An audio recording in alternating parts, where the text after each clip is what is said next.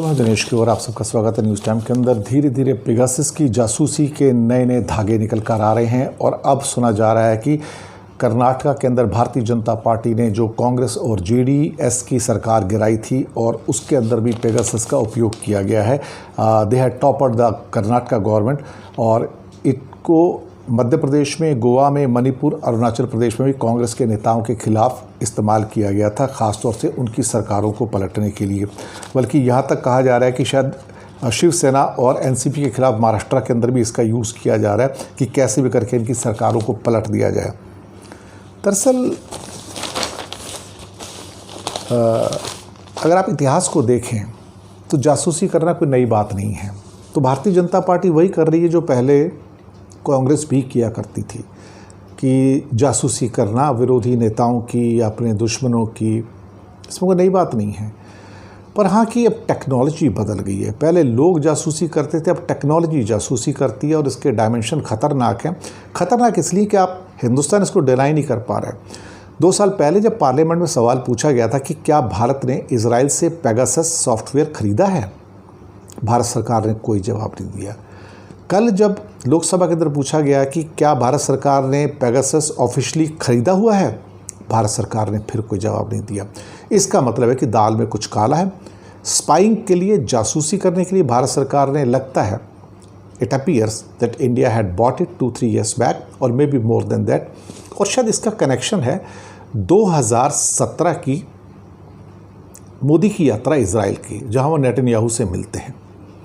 2017 ही वो साल है जब भारत वेस्टर्न एग्रीमेंट में एंटर करता है और वहाँ पे पेगासस, जो कि बेसिकली ड्यूल यूज़ टेक्नोलॉजी के अंतर्गत गुड्स एंड टेक्नोलॉजी में आता है और इसको वेपन ग्रेड का नाम दिया गया है। ये डेडली वेपन के रूप में जाना जाता है। पेगासस सॉफ्टवेयर जो है सरकार ही इसे बेच सकती है और सरकार को ही बेच सकती है, किसी प्राइवेट पार्टी को नहीं बेच सकती है। ये पहला कंडीशन है। नंबर 2, जो सरकार आगे इसको यूज़ कर रही है, इजराइल उसको 100% मॉनिटर करता है वहाँ से कि अल्टीमेटली किसको इंडिया में मॉनिटर किया जा रहा है या किसी और देश में मॉनिटर किया जा रहा है, क्या बातचीत हो रही है, क्या रिकॉर्डिंग हो रही है, सब कुछ वो रिकॉर्ड कर लेते हैं वहाँ पर।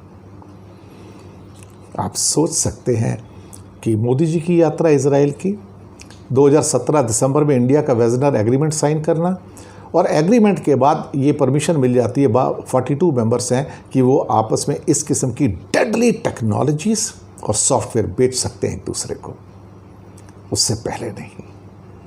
उससे पहले भी अगर इजराइल इंडिया को दे दिया हो तो क्या पता लगता है, इलीगली अगर दिया हो, वेस्टर्न एग्रीमेंट के खिलाफ जाके दिया हो तो क्या पता लगता है। लेकिन हाँ, कहानी शुरू 2017 से ही होती है, जब इंडिया वेस्टर्न एग्रीमेंट साइन करता है और पेगासस का यूज़ और उसका जो ख़ास तौर से जो ट्रेसेस मिले हैं फ़ोन के अंदर, वो क्लियर कट बता रहे हैं कि दुनिया के बहुत सारे देशों के अंदर जासूसी पेगासस से की गई है। इसलिए इंडिया ये नहीं कह सकता कि यहाँ डेमोक्रेसी के खिलाफ और सारे के सारे बीजेपी ने अपने चीफ मिनिस्टर को लगा दिया कि बोलना शुरू कर दो कि ये देश को डिस्टेबलाइज़ करने का एक प्लान है। तो फिर तो दुनिया के 20-30 देश डिस्टेबलाइज़ हो रहे हैं इस टाइम। तो ये बेहूदगी भारतीय जनता पार्टी की पहले से चली आ रही है और अब भी है और ये चलती रहेगी। शुक्रिया आपका।